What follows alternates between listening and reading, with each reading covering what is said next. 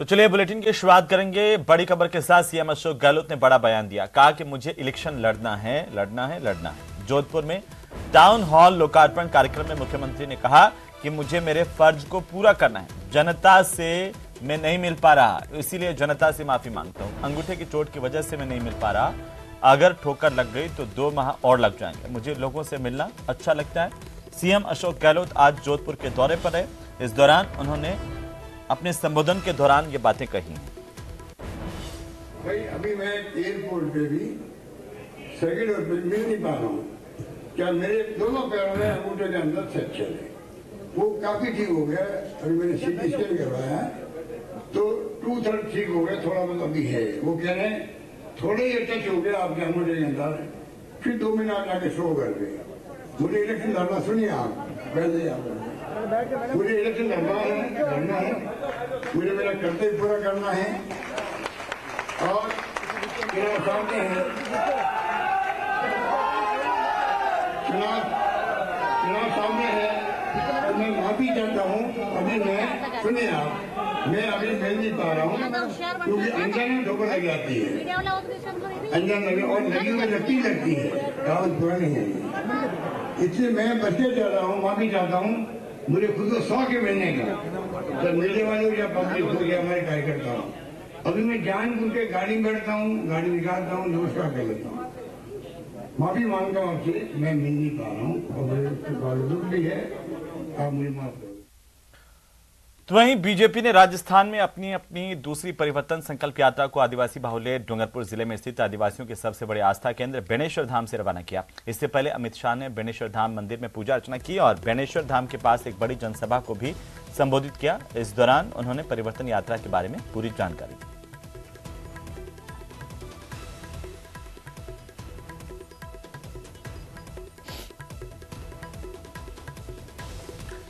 तो वहीं गृहमंत्री अमित शाह ने मंच से कांग्रेस पर जोरदार निशाना साधा। उन्होंने कहा कि 2024 में कांग्रेस दूरबीन से भी नहीं दिखेगी। शाह ने भ्रष्टाचार और कानून व्यवस्था समेत विभिन्न मुद्दों पर गहलोत सरकार पर जमकर निशाना साधा। घमंड या गठबंधन जो बनाया है, उनको अपना नाम बदलना पड़ा है। हमारे गुजरात राजस्थान में जब दिवाला निकलता है ना, तो पीढ़ी का नाम बदल देते हैं। बदलते हैं या नहीं बदलते भाई? जरा जोर से बोलो, बदलते हैं नहीं बदले?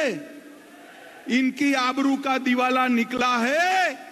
उन्होंने यूपीए से बदलकर इंडी अलायंस नाम रखा है। 2014 में थे, 19 में उससे भी कम हुए और अब ये शुरू किया है सनातन धर्म के खिलाफ आलाप।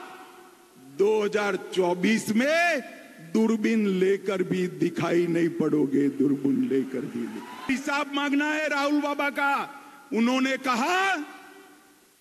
कहा कि जो हिंदू संगठन है ये लश्करे तोयबा से भी खतरनाक है। कोई भी लाल कपड़े पहनकर आता है, उनको लाल कपड़े की जगह लाल डायरी ही दिखाई पड़ती है। आपको मालूम है ना लाल डायरी क्या है? मालूम है या नहीं है? मैं फिर से बता देता हूं, ये लाल डायरी के अंदर अशोक गहलोत के सैकड़ों करोड़ के भ्रष्टाचार का कच्चा चिट्ठा है। और ये लाल डायरी गहलोत जी हमने नहीं दी है, आपकी सरकार के मंत्री ने ही एक लाल डायरी दी है। वो लाल डायरी में खनन विभाग के 66,000 करोड़ के घपले का जिक्र है। और गहलोत साहब जो है ना, ये जादूगर, अच्छी अच्छी चीजें गुम कर देते। मैंने बचपन में कई जादू देखे हैं। कोई रुमाल गुम कर देता था, कोई टोपी गुम कर देता था, कोई कलम गुम कर देता। राजस्थान में से अशोक गहलोत ने पूरी बिजली ही गुम कर दी। बोलिए गुम हुई है या नहीं हुई बिजली? तो ये जादूगर साहब ने सारी स्वास्थ्य सेवाओं को गुम कर दिया, युवाओं की रोजगारी को गुम कर दिया और महिलाओं की सुरक्षा को भी ये जादूगर अशोक गहलोत ने गुम करने का काम किया है। तो वहीं डूंगरपुर में अमित शाह के कार्यक्रम में बीजेपी नेताओं ने भी कांग्रेस को जमकर घेरा। क्या कुछ कहा, आप सुनिए। आज ये परिवर्तन यात्रा हम लोग शुरू कर रहे हैं आपके सबके इस क्षेत्र से, इस पवित्र मंदिर के क्षेत्र से और उस जनजाति भाई के क्षेत्र से जिसके लिए उसका स्वाभिमान उसका सबसे बड़ा धन है।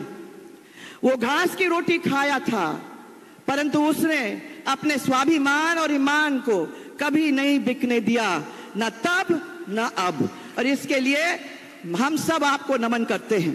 आजकल महंगाई राहत कैंप सरकार चला रही है, ये अन्नपूर्णा किट बांट रही है। आदिवासी भाइयों, अन्नपूर्णा किट के भोजन को खा मत लेना। 22 जिलों के अंदर यह मानक पाए गए हैं, इसमें संस्थागत भ्रष्टाचार है। ये स्मार्टफोन बांटने की कोशिश कर रहे हैं। स्मार्टफोन, सैमसंग का वो फोन जो 2G स्पेक्ट्रम का जो डिलीट हो गया, जो बिक्री नहीं कर रहा था, उसमें भी संस्थागत भ्रष्टाचार है। संविधान को नमन नरेंद्र मोदी जी करते हैं। अभी तक संविधान की रक्षा की है, लेकिन आपके बीच में भ्रम फैला रहे हैं, इसलिए आप उस भ्रम में नहीं आए। कोई भी ऐसा आदिवासी समाज का हित होगा, भारतीय जनता पार्टी सर्वोच्च स्थान पे उस हित को रखेगी और आपके हितों का कल्याण करेगी। आप डबल इंजन की सरकार बनाओ। दुर्भाग्य है कि जैसे जयपुर बम ब्लास्ट में इन्होंने हल्की पुलिस कार्रवाई की और वो आतंकवादी बरी हो गए, वैसे ही इस पुलिस की नाकामी के कारण आज वो कन्हैया जी के हत्या करने वाला वो हत्यारा, जहां पुलिस की कमजोर कार्रवाई के कारण उसकी जमानत हो गई और जिन लोगों ने उन हत्यारों को पकड़ा, आज दिन तक इस सरकार ने उसको सुरक्षा नहीं दी। तो 4 सितंबर को पोखरण के रामदेवरा से बीजेपी की तीसरी परिवर्तन यात्रा की शुरुआत होगी। रक्षा मंत्री राजनाथ सिंह यात्रा का शुभारंभ करेंगे। यात्रा में हर मंडल से कार्यकर्ता शामिल होंगे। परिवर्तन यात्रा के संयोजक और राज्यसभा के सांसद राजेंद्र गहलोत ने कहा है कि 4 सितंबर को लोक देवता बाबा रामदेव की कर्मस्थली से शुरू होने वाली यह परिवर्तन यात्रा प्रदेश की अन्य यात्राओं से लंबी होगी। उन्होंने कहा कि यात्रा 18 दिनों में 2574 किलोमीटर तक चलेगी। जोधपुर संभाग, अजमेर और नागौर जिले की 51 विधानसभा क्षेत्रों में जाएगी। उधर जोधपुर के बालेसर से बड़ी खबर है, जहां पर मैराथन दौड़ में हादसा होने की जानकारी सामने आ रही है। इस हादसे में करीब 1 दर्जन लोग घायल हुए हैं। दौड़ते समय यह हादसा हुआ, कुछ घायलों को अस्पताल भेजा गया। यूथ कांग्रेस ने मैराथन का आयोजन किया था और इसी दौरान हादसा होने से कुछ घायल हुए हैं। जोधपुर के बालेसर से इस वक्त की बड़ी जानकारी है। यूथ कांग्रेस की ओर से मैराथन आयोजित की गई थी और इसी दौरान मैराथन में हादसा हुआ है। बड़ी खबर है इस वक्त की, जोधपुर के बालेसर से इस वक्त की बड़ी खबर आ रही है। यूथ कांग्रेस की मैराथन में हादसा होने की जानकारी है और इससे कई युवा चोटिल हुए हैं। उन्हें अस्पताल ले जाया गया, अस्पताल में भर्ती किया गया है। करीब 1 दर्जन लोगों के घायल होने की सूचना मिल रही है, जिनमें से कुछ घायलों को हॉस्पिटल ले जाया गया है, वहां पर उनका इलाज शुरू किया गया है। तो दरअसल ये दौड़ते समय हादसा हुआ है। बड़ी जानकारी इस वक्त की, जोधपुर के बालेसर से इस वक्त की सबसे बड़ी खबर है। प्रदेश की सरकार की स्मार्टफोन योजना हजारों युवतियों और महिलाओं की सुरक्षा के लिए खतरा बन गई। ब्यावर के रायपुर उपखंड में इस योजना में बड़ी लापरवाही सामने आई है। दरअसल यहां पर कई ग्राम पंचायतों में योजना के तहत लाभार्थियों को दिए जा रहे फोन के साथ ही लाभार्थियों की लिस्ट रोजाना सोशल मीडिया पर वायरल हो रही है। इससे साइबर अपराधियों के लिए इन बहन बेटियों की सुरक्षा में सेंधमारी करना आसान होगा। इस लिस्ट में लाभार्थी और महिलाओं और बेटियों के मोबाइल नंबर, जनाधार नंबर और एड्रेस भी दर्ज है और ऐसे में महिलाओं और बेटियों के मोबाइल नंबर सार्वजनिक होने से उनके दुरुपयोग की आशंकाएं बढ़ गई हैं। पर्सनल डेटा सार्वजनिक करने पर उनके परिजन और लाभार्थी महिलाओं ने भी आपत्ति जताई। इस मामले की संवेदनशीलता को देखते हुए रायपुर उपखंड अधिकारी सुरेश कुमार ने मामले में कार्मिकों को नोटिस जारी किए हैं। उधर भरतपुर में न्यूज 18 राजस्थान की खबर का असर हुआ है। बयाना की झील चौकी के इंचार्ज एएसआई खुशीराम को आखिरकार सस्पेंड कर दिया गया है। खुशीराम का रिश्वत लेते हुए वीडियो वायरल हुआ था। 8000 की रिश्वत खुशीराम ले रहे थे, इसी दौरान कैमरे में कैद हुए। न्यूज 18 राजस्थान ने खबर दिखाई, सवाल भी खड़े किए कि आखिरकार ये किस तरह से क्या पूरा का पूरा खेल चल रहा है। एएसआई का पैसे के लेन देन का वीडियो वायरल होने के बाद खबर चली और वीडियो सामने आने के बाद पुलिस अधीक्षक ने कार्रवाई की। व्यक्ति और बेटे को केस से बाहर निकालने के लिए ये लेन देन किया गया था। मुकदमे से बाहर निकालने की बातचीत भी हुई थी। वीडियो में एएसआई पैसे लेते और गिनते हुए नजर आ रहा था।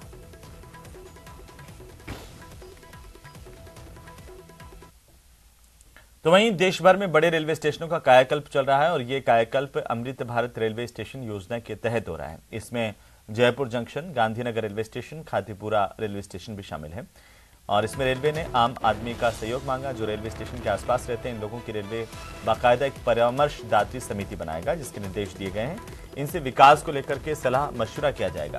स्टेशन पर यात्री सुविधाओं के विस्तार, विकास और निर्माण कार्य में ये सुझाव मांगे जाएंगे। इस समिति में कुल 11 सदस्य होंगे।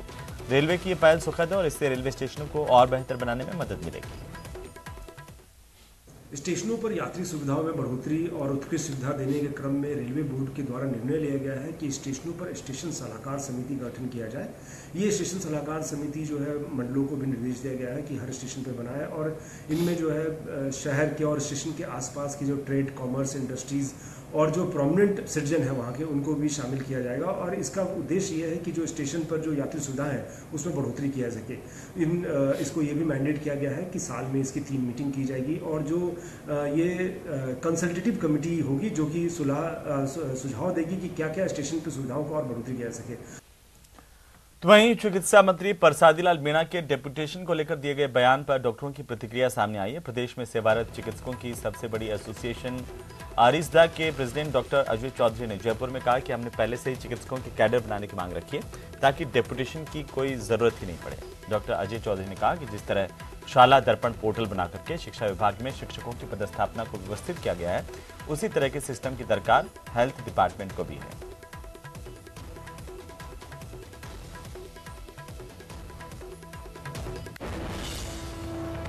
चिकित्सा मंत्री परसादी लाल मीणा के डेपुटेशन को लेकर के दिए गए बयान पर अब डॉक्टरों के एसोसिएशन की ओर से प्रतिक्रिया सामने आई है। महोदय ने जो कहा है वो एक व्यवस्था पे प्रश्न चिन्ह लगाया उन्होंने और उन्होंने कहा है कि इस प्रकार की प्रवृत्ति शासन में व्याप्त है जिसमें कि लोगों को अपना पैसा देके काम करना पड़ता है जो कि बहुत ही एक पीड़ादायक स्थिति है और इसके लिए अरिस्दा पहले से ही प्रयासरत है कि कैडर बने और माननीय मंत्री महोदय ने ये स्वीकार भी किया है कि राजस्थान के चिकित्सकों का कैडर बने। अखिल राजस्थान सेवारत चिकित्सक संघ का 2011 में समझौता और 2017 के समझौते में कैडर बनाना उल्लेखित है। अगर कैडर का निर्माण होता है तो डेपुटेशन की कैसी कोई स्थिति नहीं है। वहीं सीकर शहर के कहारों की ढाणी में कल शाम से पंडित धीरेन्द्र शास्त्री का दरबार चल रहा है। ये दरबार देर रात तक चला और इस दौरान उन्होंने भक्तों को कई तरह की बातें बताई। कई लोगों की अर्जियां भी सुनी हैं। उन्होंने कहा कि लोग मुझसे पूछते हैं कि आप भारत में क्या करना चाहते हो। मैंने कहा कि मुझे सड़कों पर तूफान, मंदिरों में भीड़ चाहिए। राम राज्य का भारत हिंदुस्तान चाहिए।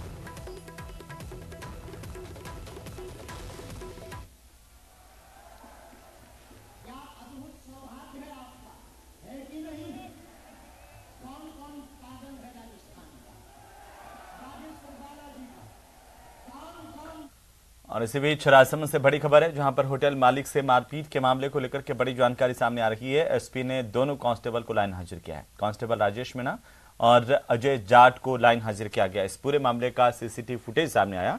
इसके बाद ये बड़ी कार्रवाई की गई है।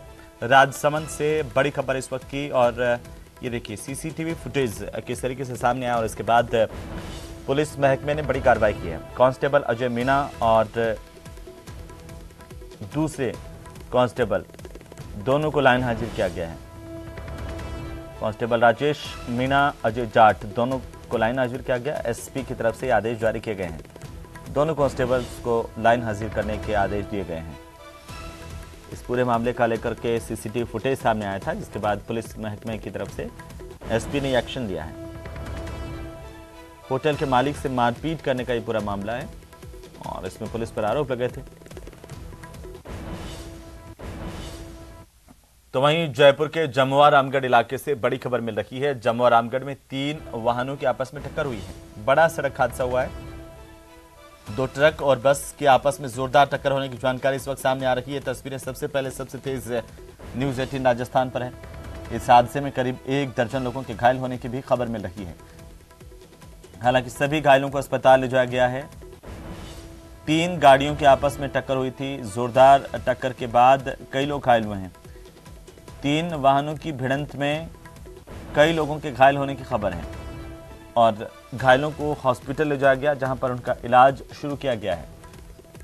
जमुआ रामगढ़ के इलाके से इस वक्त बड़ी खबर मिल रही है, 3 गाड़ियां आपस में टकराई हैं।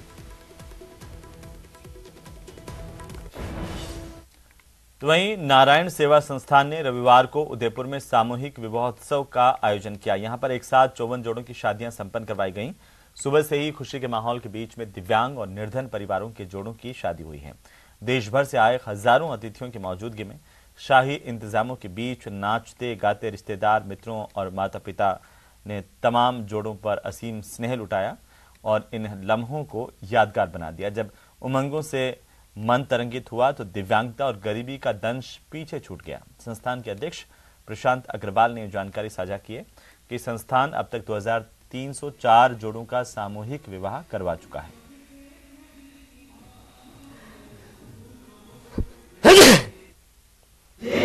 खुशी में घोषित करने की 1 सितंबर को प्रेसिडेंट साहब मिस्टर प्रशांत जी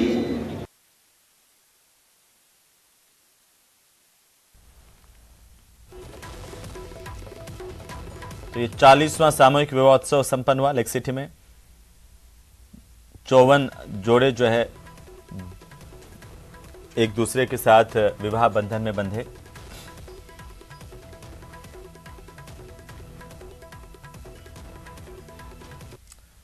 तो वहीं राजस्थान में पर्यटन को बढ़ावा देने के लिए 4 बाइकर्स के दल आज श्रीगंगानगर के सीमावर्ती इलाके गांव खंखा से बांसवाड़ा के कुशलगढ़ तक रवाना हुए और इस अभियान के तहत राजस्थान में कई छिपे हुए पर्यटन स्थलों की जानकारी साझा की जाएगी। बाइकर्स 1000 किलोमीटर की यात्रा 15 घंटों में पूरी करेंगे। बीकानेर पहुंचने पर इन चारों बाइकर्स का स्वागत भी किया गया। दीपक सैनी और उनकी पत्नी सौम्यता के नेतृत्व में सागर सेन, आरजू समेत 4 सदस्य इस दल में शामिल हैं। बाइकर्स सैनी दंपति के नाम कई उपलब्धियां पहले से दर्ज हैं।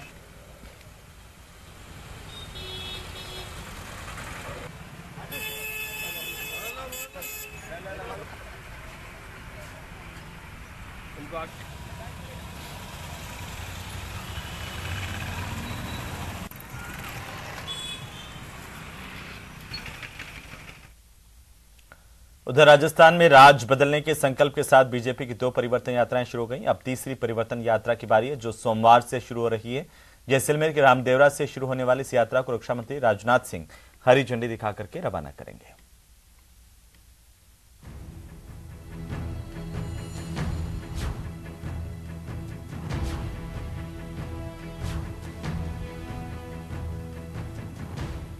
भीषण हुआ राजस्थान का रण। 4 सितंबर से परिवर्तन यात्रा का तीसरा चरण। जैसलमेर के रामदेवरा से कांग्रेस को ललकार। रक्षा मंत्री राजनाथ सिंह भरेंगे हुंकार। बीजेपी के राष्ट्रीय अध्यक्ष जेपी नड्डा और केंद्रीय गृह मंत्री अमित शाह के बाद अब रक्षा मंत्री राजनाथ सिंह राजस्थान के रण में अपना दम दिखाएंगे। जी हां, राजनाथ सिंह 4 सितंबर से शुरू हो रही बीजेपी की तीसरी परिवर्तन यात्रा को हरी झंडी दिखाएंगे। इस यात्रा का शुभारंभ जैसलमेर जिले के प्रसिद्ध रामदेवरा से होगा, जहां बाबा रामदेव की समाधि स्थल पर पूजा के बाद राजनाथ सिंह तीसरी परिवर्तन यात्रा को रवाना करेंगे। इसे लेकर राजनाथ सिंह का पूरा कार्यक्रम तय हो गया है।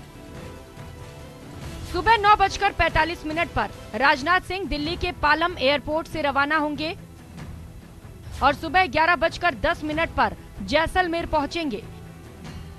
ठीक 5 मिनट बाद यानी कि 11:15 पर राजनाथ सिंह हेलीकॉप्टर से रामदेवरा पहुंचेंगे और फिर 11:35 पर बाबा रामदेव के समाधि स्थल जाएंगे। 11:45 पर समाधि स्थल पर पूजा अर्चना करेंगे। इसके बाद दोपहर 12:10 पर परिवर्तन यात्रा में शामिल होंगे। इस दौरान रक्षा मंत्री एक जनसभा को भी संबोधित करेंगे और फिर दोपहर 1:45 पर रामदेवरा से जैसलमेर रवाना हो जाएंगे। जैसलमेर के रामदेवरा से शुरू होने वाली बीजेपी की तीसरी परिवर्तन यात्रा सबसे बड़े इलाके को कवर करेगी, जो तकरीबन 18 दिनों तक चलेगी। इस दौरान ये यात्रा तकरीबन 2574 किलोमीटर की दूरी तय करेगी। इस यात्रा में जैसलमेर, जोधपुर, पोखरण, मेड़ता, डेगाना, शेरगढ़, बिलाड़ा, अजमेर, पुष्कर, नागौर सहित 51 विधानसभा क्षेत्रों को कवर करेगी।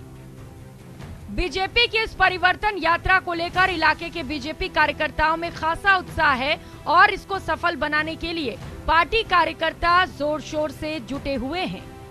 न्यूज़ 18 राजस्थान के लिए जैसलमेर से सावलदान रत्नू की रिपोर्ट। तो वहीं तमिलनाडु सरकार में मंत्री उदयनिधि स्टालिन के विवादित बयान को लेकर बीजेपी के पूर्व प्रदेश अध्यक्ष सतीश पूनिया ने बयान दिया है। उन्होंने कोटा में कहा कि सनातन से बैर रखने वाला अपने काल को पुकार रहा है। उन्होंने कहा कि सृष्टि खत्म हो जाए लेकिन सनातन खत्म नहीं होगा। देखिए, जो उदयनिधि स्टालिन ने जो बयान दिया है, जिस पर सनातन की तुलना डेंगू और मलेरिया से की और उसको पूरे तरीके से खत्म करने की बात की है। ये सृष्टि खत्म हो जाए लेकिन सनातन खत्म नहीं होगा, क्योंकि सृष्टि का सार ही सनातन है। ये आस्था से जुड़ा हुआ प्रश्न है। जो आस्तिक नहीं है उनको जरूर ये लग सकता है, लेकिन दुर्भाग्यपूर्ण बयान है और जितनी निंदा की जाए कम है। और इसी के साथ ही इस बुलेटिन में फिलहाल नहीं, आप देखते रहिए न्यूज़ 18 राजस्थान।